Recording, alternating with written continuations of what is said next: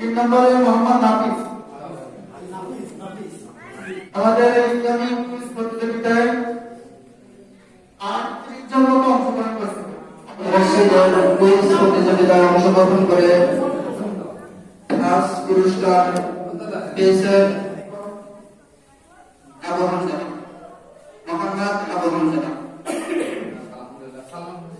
দ্বিতীয় স্থান অধিকার করেছেন মোহাম্মদ সালমান ফার্সি। তৃতীয় স্থান অধিকার করেছেন মোহাম্মদ নাফিস, তৃতীয় শ্রেণীর ছাত্র।